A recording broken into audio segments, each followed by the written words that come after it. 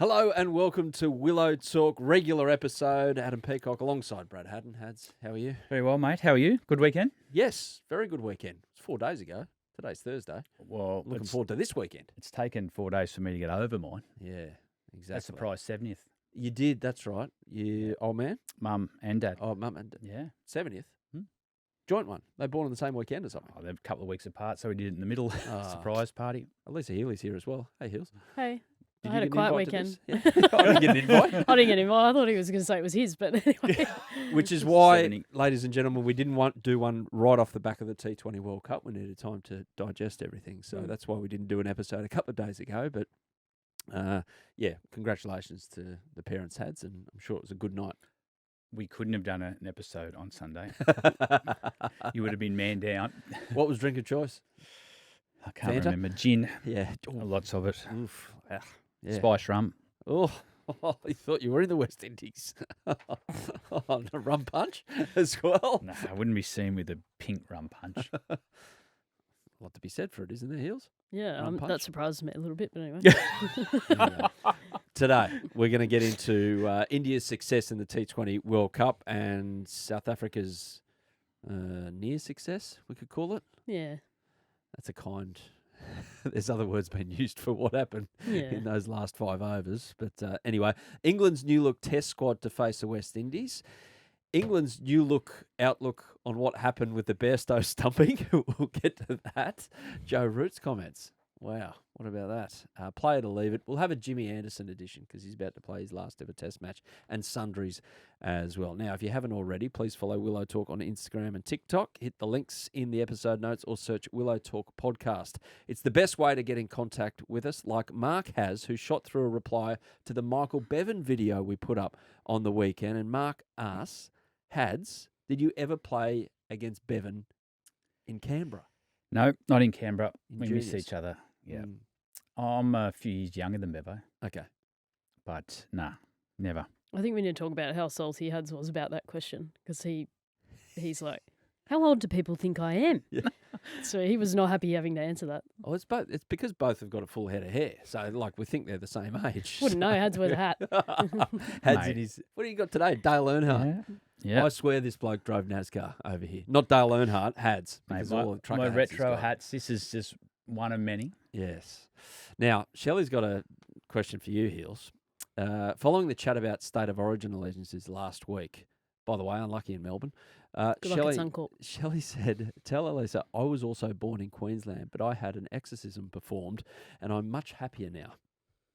I think Shelley's lying to herself because Queensland have been pretty good for a long period of time. So, Shelley, congratulations on your exorcism, but the third game's at Suncorp, so maybe put that Queenslander back in you. How were you at about 8:40 8 days ago, half time of Origin 2? Oh, I was in 34-0? bed. I'd already turned it off. Hey, we outscored New South Wales in the second half. Yeah. I didn't see any of it, Against but at 12 minutes, half time I said, see you later. Now, a heads up as well, Willow Talk will be coming to you once a week on Thursdays for the next couple of months before we ramp it up a bit more ahead of the next Aussie summer. Plenty of interviews on the way. We've got some special episodes to come with feature interviews from late July as well. You might think, oh, it's pretty dormant now with English summer just about to get firing, the 100 and all that. We've got the Major League Cricket, which is now underway. So there's bits and pieces to talk about. That's why we're just going to go back to once a week, if you're okay with it, Hads. Too bad if you're not. That's what we're doing. Heels, you'll be okay with that. And we'll still have plenty to talk about from the world of cricket. Hard to find me while I'm in Europe anyway, so... Yeah, it's a good point. Where are you going? You're going to England? My mate's getting married in Hungary. In Hungary? Yep. In Budapest? Yep. Or outer Hungary? No, in Budapest. Oh, okay. Why Budapest? Why does a mate get married in Budapest? That's where his soon-to-be wife comes from. Ah, okay. I can't wait. What are Hungarian weddings like, I wonder? This is going to be massive. Yeah? I'm more intrigued that you didn't lead with the fact that your wife's playing in a World Cup, but you went with my mate's getting married in Hungary. Priorities, Bradley. My lovely wife Karina's playing in the World Cup, Yeah. which I'm going along to support at, and then going to a mate's wedding in Yeah, Hungary. but my heart's like at the wedding. Touch Footy World Cup. Yeah, she's she is. playing in. Well done, Karina. But Skipper. Skip? Yep. She's What amazing. team? Over 40s. Yes. She's amazing. Yes. I've seen her play. Yeah. And yes, Yeah. she knows what she's doing on a touch footy field, Very lucky as lady. opposed to her husband. Very lucky lady. From all the years I've spent sitting next to your wife at cricket games that you've been playing in, Yeah. you're lucky. I can't comment here. Come back at you, pal. T20 World Cup final. India. They finally got it done in a World Cup final once again. I think the headline for me in terms of a positive sense, and we'll get to South Africa in a moment, we will, but the performance and captaincy of Rohit Sharma all throughout the tournament, that was, for me, what defined India's performance. How about you guys? Yeah, I guess so. I mean, Oh, sorry to get, well, don't I get too think- excited, all right? No, I think India did a lot of good things. I think probably the final in particular that probably shone through.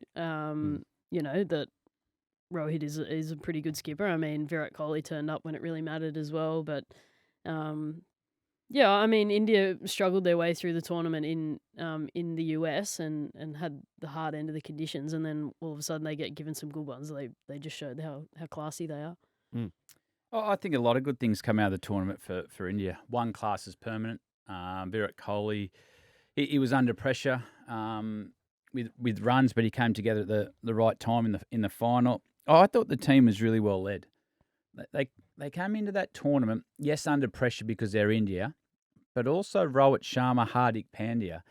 That looked messy and could have been a disruption to the team coming out of the IPL. Mumbai. So Yeah. that's where the captaincy got taken Yep. away from Rohit Sharma. Yep. Given to Hardik Pandya, who got brought in from another franchise, and it didn't go well for Mumbai, did it? No, it didn't go well. And it looked like a bit from the outside that could have derailed India. But the leadership of Rohit Sharma, I thought there to lead from the front, get his team up for big moments when they needed to. And another one, Hardik Pandya. He looked at a real low. He's a confident player. He likes to be out in front and lead by his actions. And he looked like he took a real hit during the IPL, and he put that all aside. He didn't play on emotion. He played on skill during the World Cup, and I thought he had an amazing tournament. So they were really well led through the whole tournament.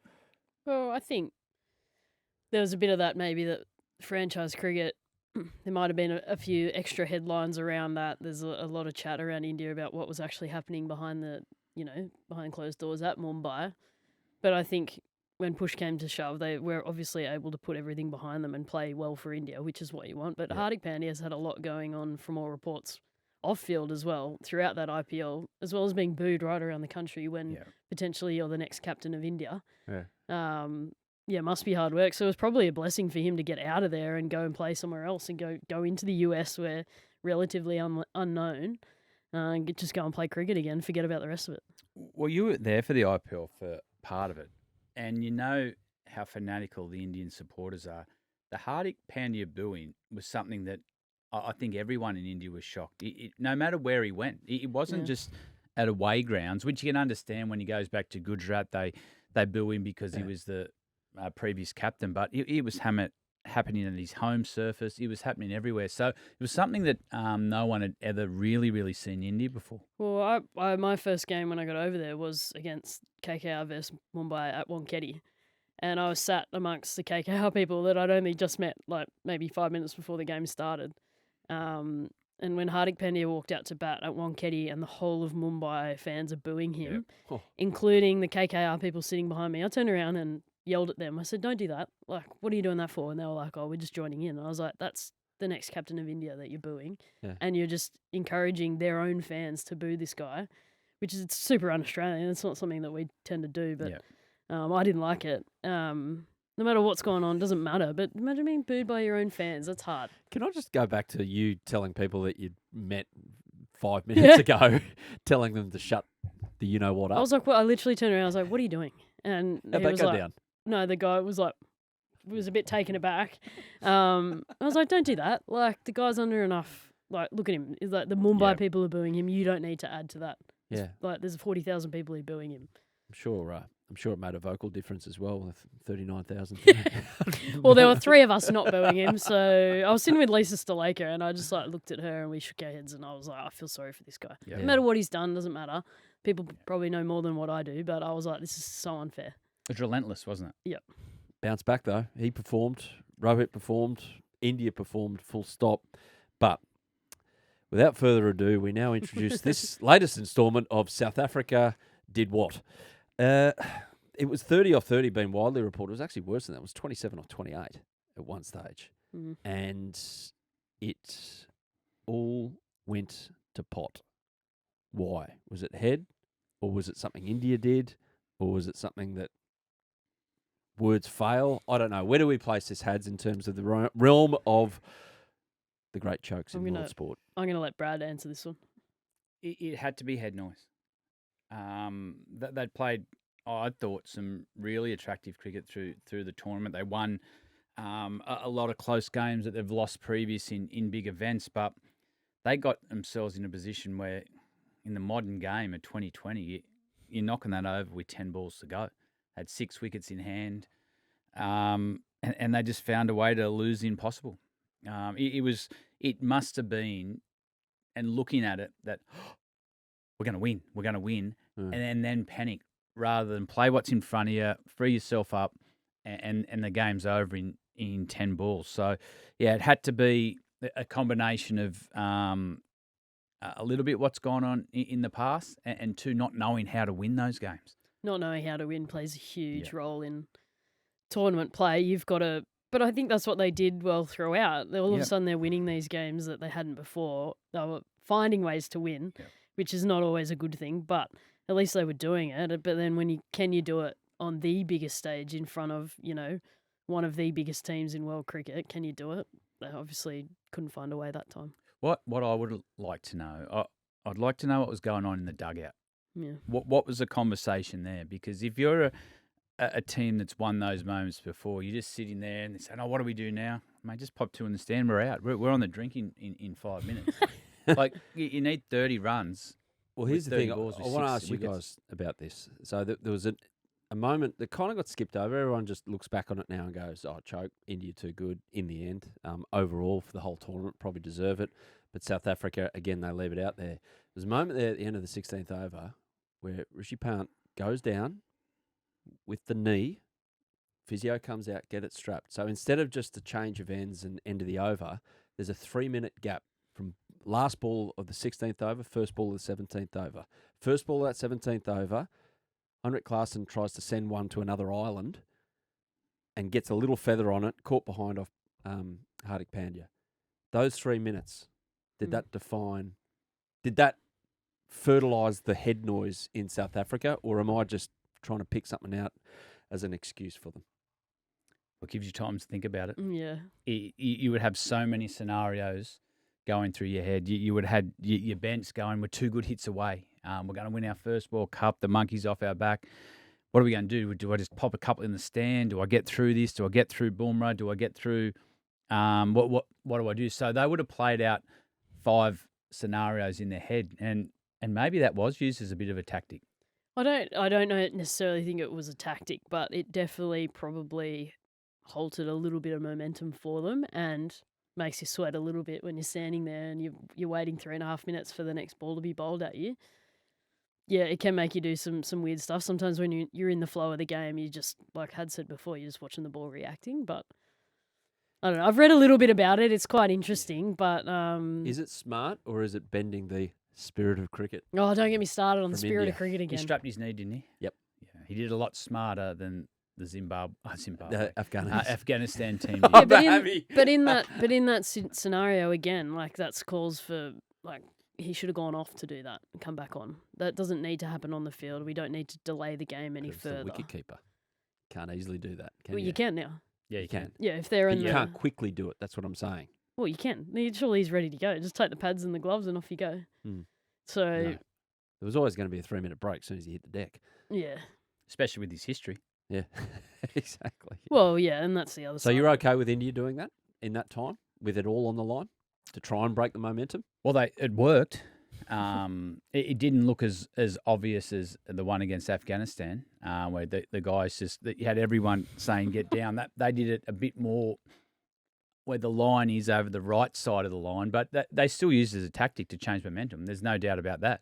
I don't have a problem with it if they still got fined for slow over rates, because that will still come down to time. That's taking time out of the game. So if they're saying at the end of the game you were 2 over slow or whatever it was and get fined for it, great. But if they get away with it, and they're not going to care because they just won $1 million. But is it there? You go getting fined. Go. Oh, we just won the World Cup. Here's my wallet. Well, that's what I'm saying. But hopefully the rules that are actually in place are being enforced instead of this grey area called spirit of cricket. Do you remember ever getting fined in a game that you gloriously won, and you remember that game now, but you don't remember the fine? Yeah, you remember the fine. I did. Do you? Yeah, I got fined. I got warned in a WBBL final for clapping in someone's face after I stumped them. And I blew it off because I'd already had 6 beers in the change room when the match ref came down and found me. Yeah. And I just signed it off. And instead of fighting it, I just signed it off. Off I went.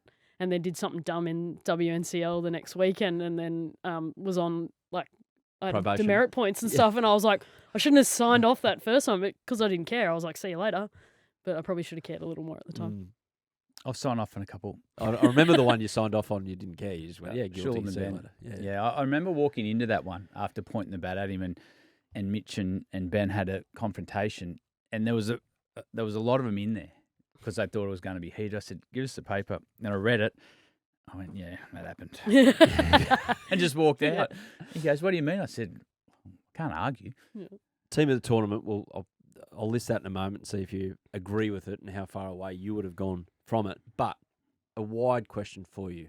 If you were in charge of a new franchise right now to build a T20 team, what men's player are you taking as your number 1 draft pick from anyone in the world right now? Oh. There you go. Nice wide one for you. Jeepers. So for an IPL team, for example, I'll go from that. Yeah. Any player. I know who I'd take.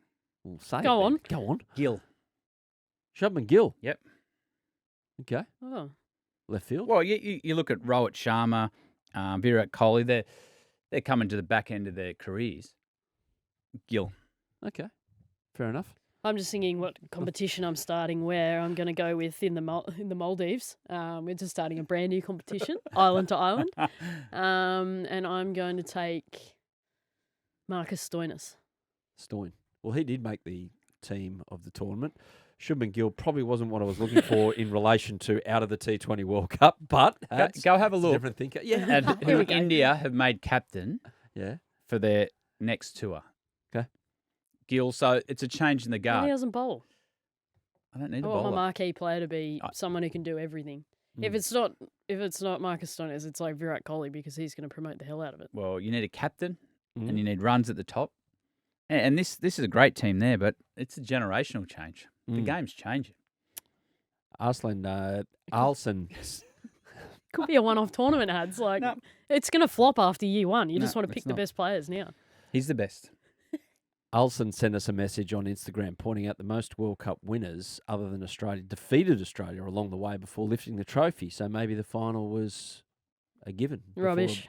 Yes. Anyway, team of the tournament: Rohit Sharma, Gurbaz, Puran, Yadav, Stoinis, Hardik, Axar Patel, Rashid Khan, Bumrah, Arshdeep, Faruqi. Okay with that? Okay. Yeah? Happy? Yeah, I am. Yep. Stark 12th man. No. 15th. He's made the squad. All okay with that? Jasprit Bumrah, yeah. player of the tournament? Yeah. I don't know how we can argue with that. Can you? No. Him or Tendulkar? What do you mean by that? He always got player of the tournament. Tendulkar. Yeah. But this guy actually, I'm not saying Sachin didn't deserve it when he played, but Jasprit Bumrah. Oh, he was class. He was the most consistent right throughout. He didn't necessarily win all the player of the match, but then, turned it on when he really needed to. But he was the most consistent right throughout. Yeah. Anrit Nortje was as well, to be fair. Yes, he got 12th man. Yeah. Bit stiff to finish 12th, but Jasprit Bumrah was outstanding. Was the World Cup, the T20 World Cup, a success? And a lot of that's attached to what was going to be the follow-up question, but I'll fold it into the one question. Did it make any kind of dent in the US? I think we'll notice that in the next month. You've got the US League just about to start, and you'll see by numbers and by television numbers, by crowds, whether it's a success from that point of view, from a financial point of view. But it was a success also. Yes, you had 20 teams in the competition. US got through. So they got the opportunity to play the bigger nations. Shows that they're developing. And you've got to play the bigger nations to see where you're at in your game. So I think it was a success. I like that they had the 20 teams there. So you get the opportunity for all the other nations to have a look at Australia, have a look at India, and eventually the US went through. So I think it was a success. I think proof's in the pudding over the next maybe 12 months, and to look at what the MLC is going to do and how it's going to grow. But, I mean, as an Aussie, I struggled following it just because of where it was and not being able to see it on TV, like having to go through an app. I found that really hard to follow. Yeah. But I'm not everyone. I mean, it's going prime time into India. That's where most of the watchers are. So it's probably more down to them. And India winning, I think, is good for world cricket. Just hopefully they don't win everything ever again because of I'm okay with that. They've got their trophy now. They can. Rahul Dravid, he got his swan song too. He's a good bloke. Is he? Yeah. Dravid? Yeah. Fair enough. Does the fixture scheduling need to be looked at though? Yes. About how it panned out, having a fixed schedule like that. The one that blew my mind was the fact that no matter what Australia did, for instance, in their group, they finished in a certain position. I think it cooked them in the end. It's but insane. Apart from dropping catches, but I think it cooked them. But just like even talking to Mitch about some of the flight situations, and I know the Afghanistan team struggled getting to their semi-final game. Yep. But that's got to be looked at if you're going to play a tournament over multiple different countries that are, they're islands. There's like weather very unpredictable around there, and flights are going to be hard. Then yes, the scheduling needs to look at. Slightly easier in Australia. You can get around a bit quicker, a bit more predictable. But you can't do that to teams where they're coming up against like one of their biggest games of their career, and they're literally flying in, landing the night before. Yeah. That's what happened to the Aussie boys. They landed the night before, got up and played the day fixture against India. Yeah. Not saying that's why they lost, but doesn't happen very often in international cricket. It might in domestic cricket, franchise cricket, but international cricket, no. Yeah, it's that tricky balance between what the broadcasters who fund it all want, and also what is best for the complexities of logistical challenges around, and what's best for the sides and high performance. Well, you look at just the Australian point of view. You look at India had been there 2 days. All their games had been day games previous. Australia played all at night. They had played there before, but flew in the night before, hadn't got a chance to train even in the daytime. So I think just looking at how it's worked and the schedule-wise, to make it fair, I think, for everybody, I think it needs to be looked at. I would hope behind the scenes Cricket Australia, and it's obviously something that the ICC are comfortable with because the ICC, their bank balance is, pumped up by what's coming out of Indian broadcasters, which is fine. That's the realities of the situation. But you would hope that Cricket Australia are actually going in hard behind the scenes, probably not publicly. It's not something you can do publicly to say, this ain't right. It can't happen. It cannot happen. Well, the bottom line is the broadcasts are happy because the games are going into the right areas in prime time. But from a scheduling point of view, to get the best out of your players and your product, it didn't work. No. Yeah. You need to, when you're playing the semi-finals or the finals, you need that prep time.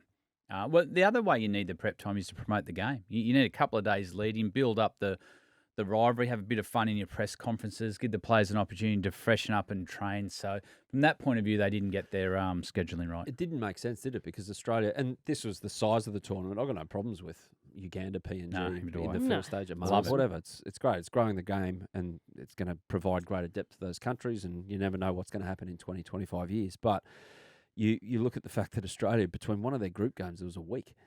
Yeah. And then all of a sudden it gets compressed when games matter a lot. Yeah. It's arse about. It's back to front. But I don't know. I mean, next T20 World Cup is on the subcontinent, so they won't have that issue, I don't think, with actual times of game. There won't be a... what was it here in Australia? 12:30 a.m. Eastern, 10:30 p.m. There won't be that massive gap between games. They're going to be closer together, and it's going to be fairer in that sense, hopefully. We don't want to be talking about the schedule at the end of the tournament. You want to be talking about the cricket. Yeah. A bit like the surfaces. You don't want to be talking about that the surfaces played too big a role in the result of the tournament. You want to be talking about how good athletes these guys are, how great the finals, the semi-finals and everything was. You don't want to be talking about scheduling. Surfaces were okay? No. They Not got happy? they- USA, Yeah, always that's a the hard danger. one for me. It's great that they played then. I like everything about taking the product to a new area, but they knew about that from a long time. You've got to get your surface right. You've got to make the game attractive to people that are watching, and I don't think it was. Yes, they were close, and that's that argument, but I don't think the players had the best opportunity to show their skills on those surfaces. Well, they were vastly different. I think that's where the issue, like that's why we're speaking about it, Yeah. is because they were like very different wherever you went. So having time to adjust to those was going to be really important. That's all. Stick around on Willow Talk. We're going to talk about, well, something that's on the doorstep for English cricket and something that happened 12 months ago, which Joe Root came out and had a vastly different opinion about. The English summer starts in earnest next Wednesday at Lord's, and it's a goodbye to James Anderson, and he's going to be the subject shortly of Play It or Leave It, and that is the name of it, all right? We can't Bradley? block it this week. No blocking. Shame. You either play it or leave it. All about Jimmy Anderson. What a magnificent career, and it's coming to an end in the first test against the West Indies at Lord's starting next Wednesday. Ben Stokes is the captain in the squad, and there's a few new faces, a few familiar faces as well. The ones that weren't around the Ashes conversation 12 months ago, Gus Atkinson, Shoaib Bashir, also Dan Lawrence, he was in and out. Dylan Pennington is a new name, Matthew Potts, Jamie Smith, Chris Wokes was there. Obviously, he had a factor in tests 3 and 4 particularly. But the ones that miss out, so Folks, the keeper, not there. Leach, Ollie Robinson, overlooked. Johnny Bairstow is the main name that stands out as someone that's overlooked. And they were saying that the selectors basically that trending in all formats, Johnny's form away from where it needs to be. What do you make of all of this, Hads? I think the one I'm looking at straight away is Jamie Smith, the right-hand wicketkeeper batter. I know there's been a lot of talk about his inclusion. He's behind Folks at Surrey. So he's not even the first choice keeper for his county? I don't have a problem with it. Really? No, not at all. Well, Peter Neville took over from me. Yep. And he was a backup at New South Wales. So he kept wickets when I wasn't there. And this is no different in this scenario. He's obviously a really good bat.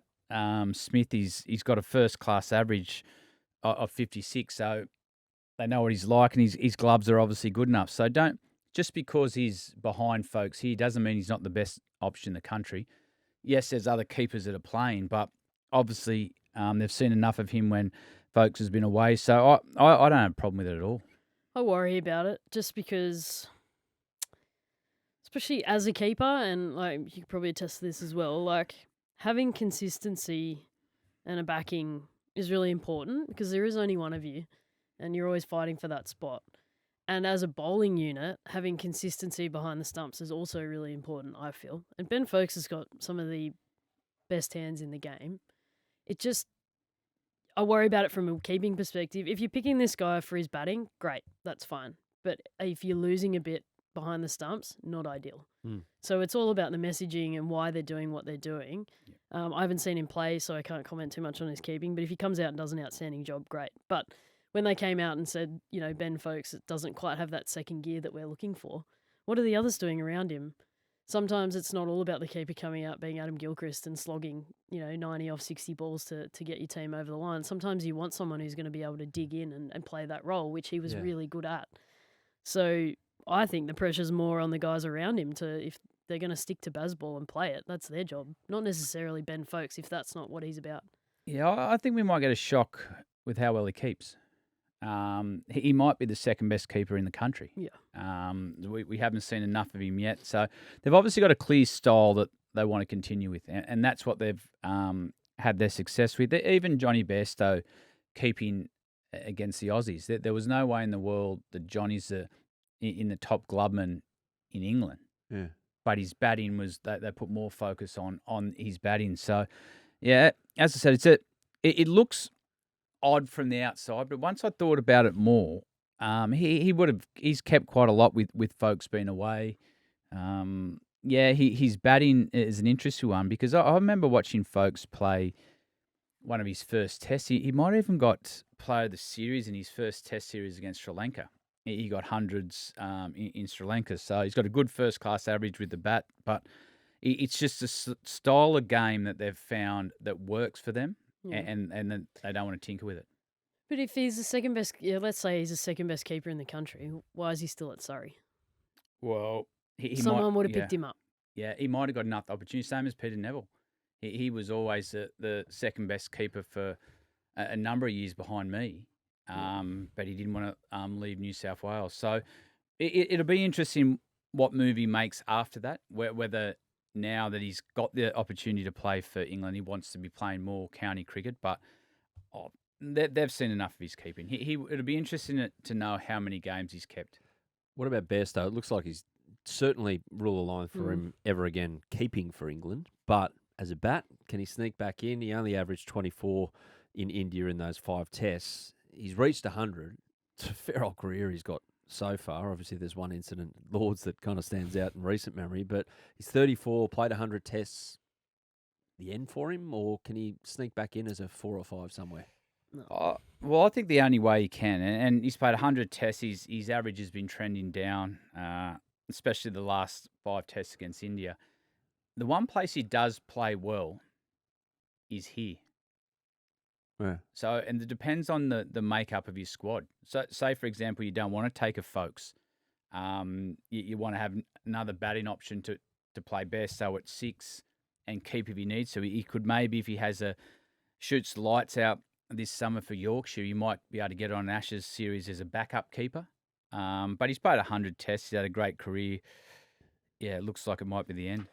Thing about England, though, and it's about Anderson, it's about Broad not playing, is that bowling unit. Mark Wood's been rested from what? I'm not sure, but he played in the T20 World Cup, but misses out on a test match to be rested, but maybe they're looking at him later in the summer where they're playing Sri Lanka, I think, in a couple of tests as well. But Leach misses out. They've got Shoaib Bashir in, but they're quicks. So Dylan Pennington, he's a right-arm quick, 6'4".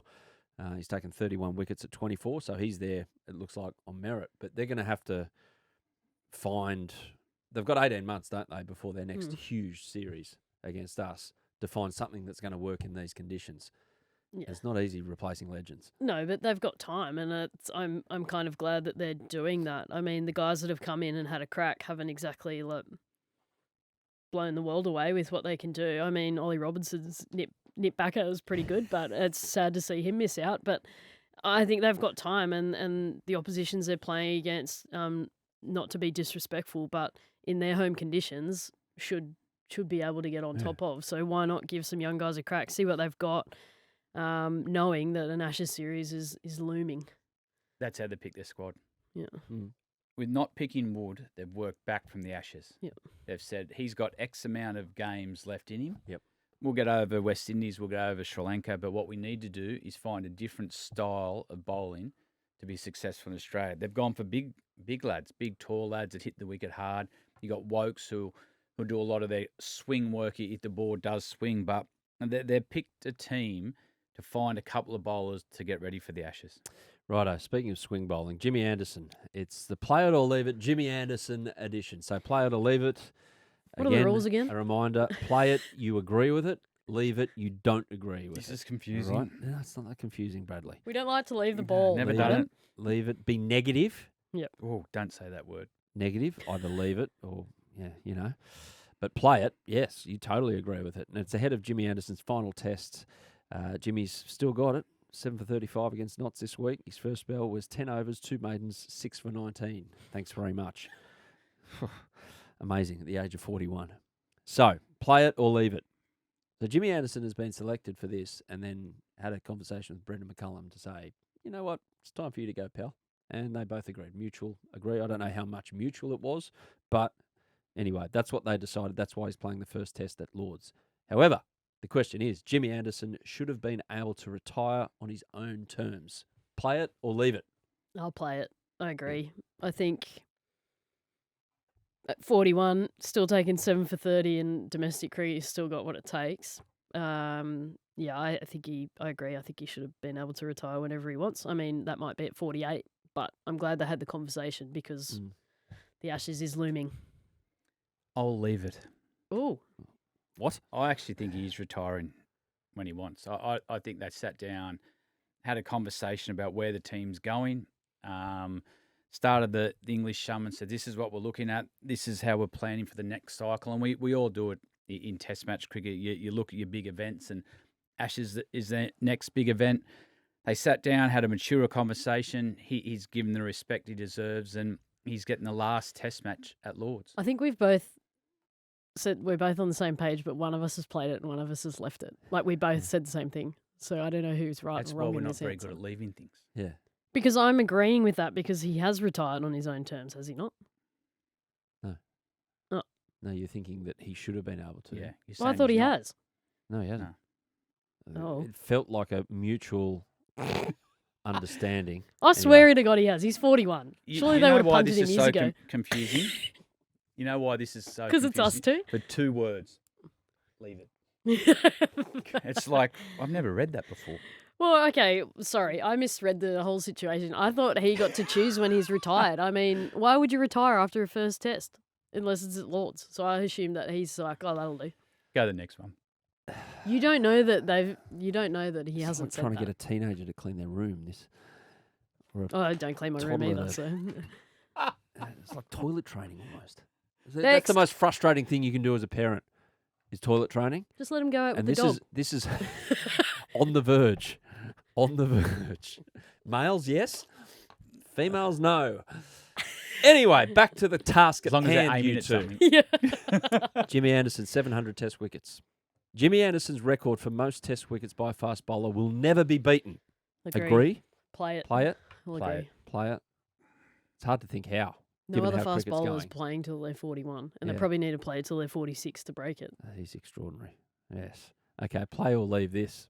The Australian Test team feared Stuart Broad more than Jimmy Anderson. Leave it. Yeah, we feared Broad more. Yeah, so play it. Play it, yep. Play it. You're leaving it. Really? That surprises me. Yeah. In You reckon they England feared- or in Australia? I'd fear Stuart Broad in more cricket. in Australia, Okay. but I'd fear Jimmy Anderson more in the UK. Broad, I think we spoke a lot more about Broad. Did you? Yeah, we spoke a lot about with Jimmy Anderson trying to bring him back for his third and fourth spell to get on top of him. But we just found Broad had these different gears. And once he got at a level where you could see it in his eyes, we had a bit of trouble with him. It'd be interesting to see their record against us. I would imagine Stuart Broad would have a better record against I think he does, against especially us. in Australia. We will check. That's an unfair we go on. question from you're asking someone who's been involved in it and then someone who hasn't been involved in it. Well, He actually all knew the relevant. answer. You know the game. It's not like we're talking about a foreign sport here. I gave my view. Yes, exactly. And that's all you can do. That's all you Simplify can do. it for 'em. Exactly. Jimmy Anderson, play or leave this. Jimmy Anderson is better at sledging than batting. His batting average is 9. Highest score 81. How did he get 81 in one? Far out. Who was that against? A few inside edges. I've never heard him sledge, so I don't really know, but I'm going to agree. I'd play it. I'd assume he'd be pretty good. He'd be lippy. I'm going to leave it because I never understood him.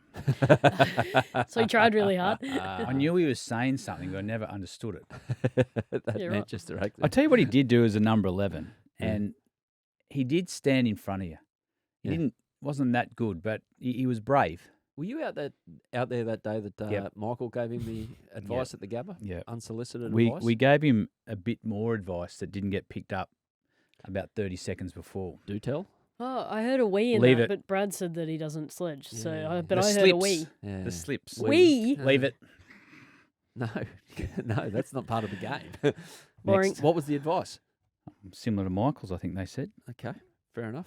I think it was Michael the 30 seconds before as well. A bit We- more harsh. We heard Michael through the stump mic clearly there. Obviously, they dialed things down. Did Jimmy go back or was he silent after that? Jimmy was going at George Bailey. Poor old George. Well, it was in his first test. And I think the story goes along the lines that Jimmy said something to him like, you're a head I'd like to punch. Oh, okay. And Oh yeah, it was. He's like, Yeah. you've got a face that I Yeah. like to punch. Yeah. Yeah. Poor George. mate, George is one of the most lovable characters ever. Yeah. And it was his first Test match.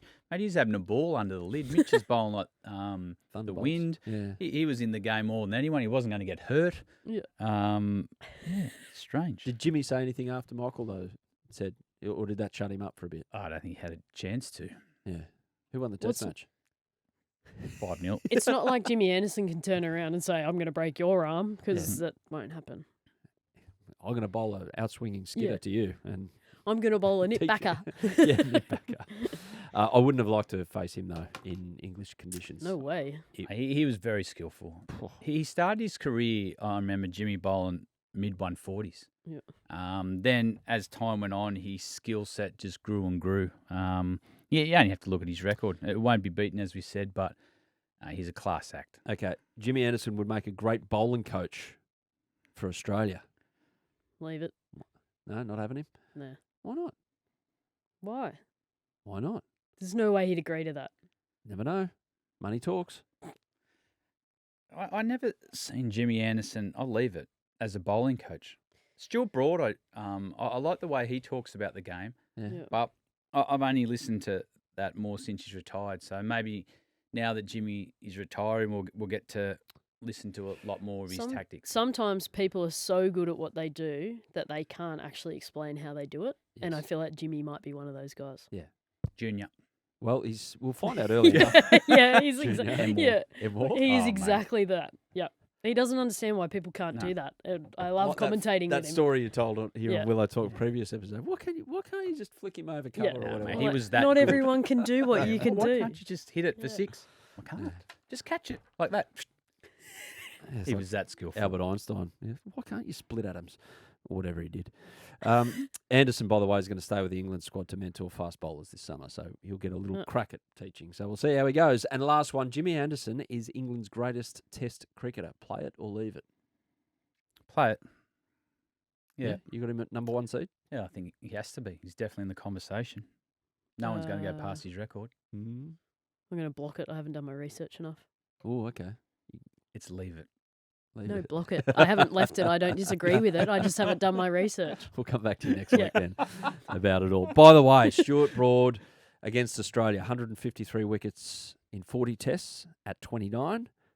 Jimmy Anderson, 117 wickets in 39 tests at 36. So Stuart Broad certainly better against Australia. Probably to do with the Australian conditions, which Yeah. suited Stuart a little bit more than Height. Jimmy. Height.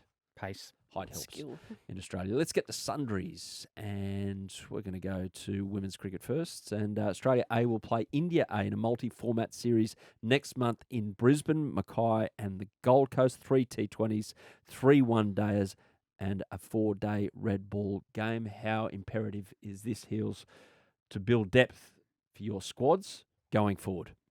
Yeah, it's huge. It's a great opportunity for the young players to get some games against what will be a pretty strong Indian A side. I think there's 4 of our UP Warriors girls that are coming across to Australia, which is cool. But not only that, great opportunity for some of the girls not going to the 100 to be able to get some cricket. Talia McGrath's going to captain some games for Australia A, which is cool. Megan Shute, Kim Garth, Taylor Vlameni, Valemic, you got to get that right, is back as well. So I think it's a hugely exciting series, one to keep an eye out for, because both sides' depths will be on show, which I think is going to show what's upcoming. And friend of the show, Maitland Brown, or as we like to know her as, is coming on the show. So nice to see her, and Talia Wilson as well, 2 New South Yeah. Welshmen. It's rare to see an Australia A side with only 2 New South Welshmen. That Welsh worried women me. in there. No, but I think it's signs for the future. But those 2 getting opportunities, especially Mado, Yep. she's had a taste of being around the Australian team and to sort of find her way back into it. It's cool. now, India gave it to South Africa by 10 wickets in the test in Chennai. India really failed with the bat, 6 for 603. Wow. Anyway, Laura Wolfart scored a century in reply, but they just couldn't get close enough, and India a step ahead. I don't talk about it. Why? Well, I mean, Ooh, game No. mode, game face on. Talk about it. Talk no, I about don't it. Come talk on. about it. No. The more you talk about it, You know the what? can't believe Laura this Wolvart summed it up perfectly, Yeah. and she said, "Look, and this is actually a little bit of a feel around some of the female players around the world. A lot of us want to play more Test cricket, but there's a big group that are like, what's the point when we don't play it at domestic level? You're literally just putting us on the biggest stage against India in their home conditions. You're setting us up to fail." What's the point? She summed it up perfectly. So I think in that instance, that was always going to be really hard for South Africa. But I mean, when India are going at sixes, 5.5s in the first innings, it's going to be challenging. Yeah. Laura, by the way, the first woman and 10th overall player to score a century in all 3 formats in a calendar year, She's which is in pretty some good form. going in June or July, I should say. The beauty of it is the WPL, she could not buy a run, Yeah. and everyone knew she's so close, and then literally just gone bang. Since that, I don't think she's missed out too often. Pretty clever stuff. David Warner, incidentally, the only Aussie that was in 2019 to achieve that feat. A survey by the World Cricket Association has revealed 50% of players said that One-Day World Cup is the most important ICC event, down from 85% in 2019. The T20 World Cup has gone up from 15% to 35%. Test cricket is still the most important format, but it's dropped from 82% to 48% overall.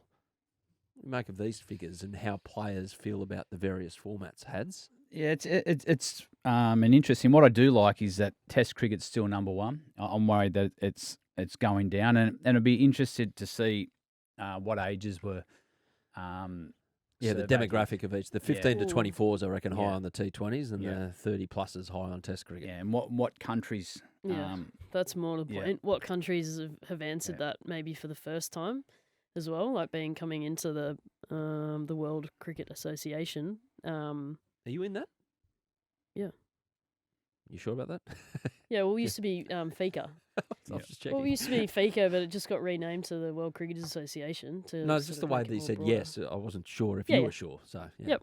Cool. Just checking. No, but there's new teams coming in all the time, right? And Yeah. a lot of those Yeah. don't get exposure to Test cricket. So Yeah. of course T20 cricket's going to be most important Mm. for the likes of, Afghanistan, Ireland, Scotland coming in playing against big teams. So it's shifting.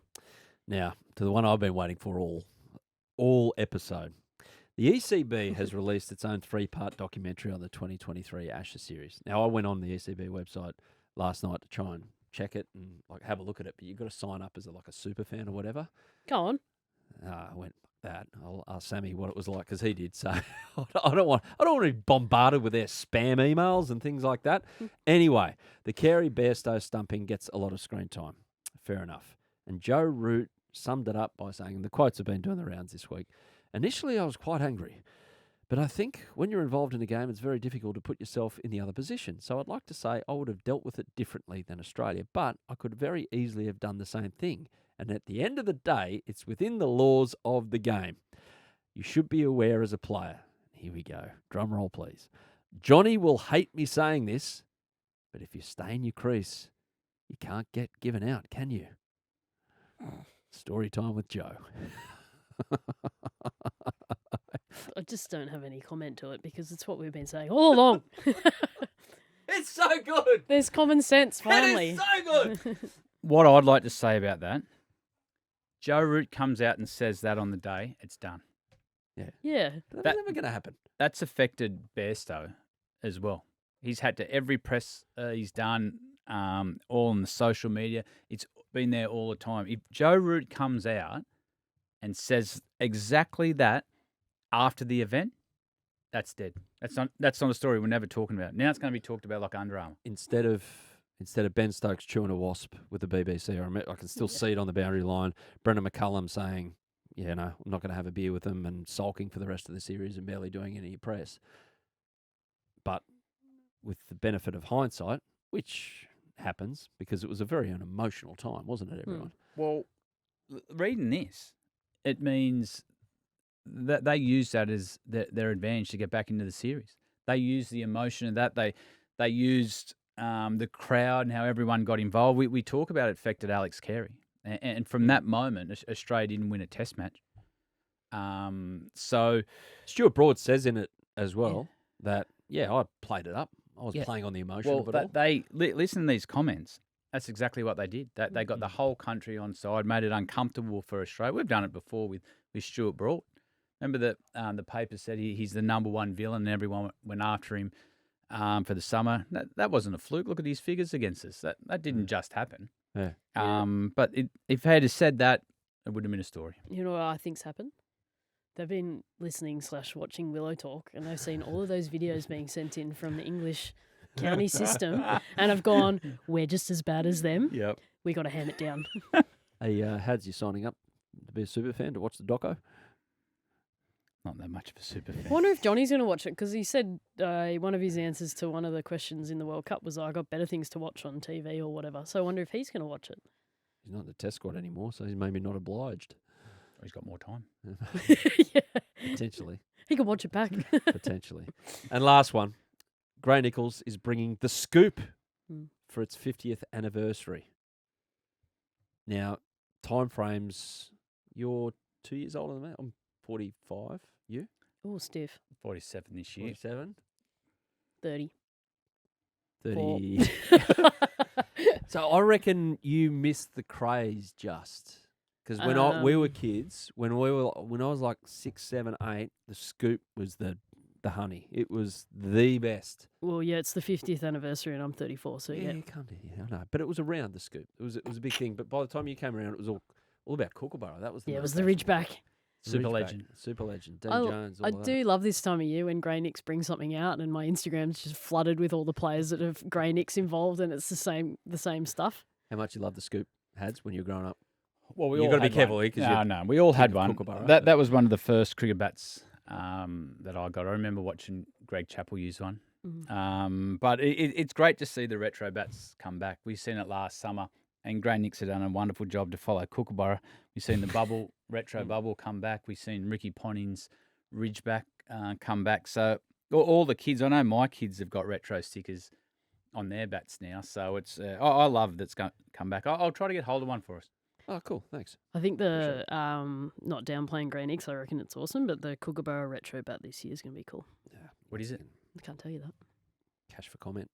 I would say, what's the one retro bat? Okay, allegiances aside, current, you love your bats that you use and everything like that. But if there was one retro bat that came out that would force you to go to the shops and actually buy it, I've got one. Go on then. The Duncan Fernley that AB used to use. Oh, yeah. I love that bat. I think that's at Worcester. I think it's flooded, that factory now. Oh, that's a shame. So It'd be hard to find that. So you might need another one. Might be down the river a bit. Someone's using it as a pontoon somewhere. Well, I had this happen. Mine was the retro bubble. Yeah. But if I had to go further back, it'd be the Kookaburra Super Legend that Dean Jones used to use. Yeah. Yeah. I think he was using that when he told Ambrose to take his sweatband off. That went well. You got one for us? I actually, and I am going to put my allegiances aside, it was like there was something about the Slazenger, like the V800 or whatever it was. Belinda Clark actually used it. So when I first found out there was a women's team playing for Australia. Was that Viv? She was using something like that. And so one of the male players was using something similar, and I was like, that was pretty cool at the time. Mark Is that Wall. Roy? Roy had It's like Mark Wall had one. Mark Wall definitely had that. Clark started with Did he have the V1200? Someone had the 1200, but I'm pretty sure it was like the 800 that was the thing. There we go. We could do, like, everyone loves talking. I remember we did a podcast last year around this time with a bat maker. I think we've got to do it again because everyone loves frothing about how bats are made and what the latest technology is and the retro stuff as well. So I look forward to seeing the 50th anniversary of the Scoop come out. That's us today.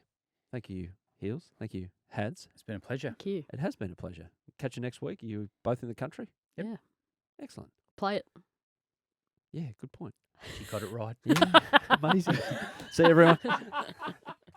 Yeah, thanks for watching the Willow Talk podcast on YouTube. Don't forget to hit the subscribe button so you don't have to miss an episode wherever you are. And while you're at it, check out these videos up here. They're mostly good.